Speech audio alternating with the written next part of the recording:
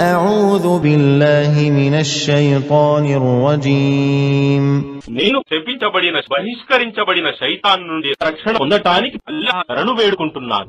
بسم الله الرحمن الرحيم అనంత కరుణామయుడు అపార కరుణా ప్రదాత అయిన అల్లాహ్ పేరుతో.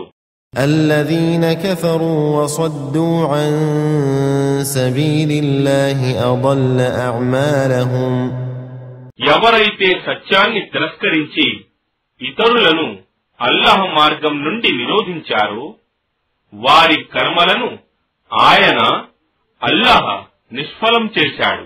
والذين آمنوا وعملوا الصالحات وآمنوا بما نزل على محمد وهو الحق من ربهم كفر عنهم سيئاتهم وأصلح بالهم మరియు ఎవరైతే విశ్వసించి సత్కార్యాలు చేస్తూ ముహమ్మద్ మీద అవతరింపజేయబడిన దానిని తమ ప్రభు తరఫు నుండి వచ్చిన సత్యమని నమ్మారో వారి పాపాలను ఆయన తుడిచివేశాడు మరియు వారి స్థితిని బాగుపరిచాడు.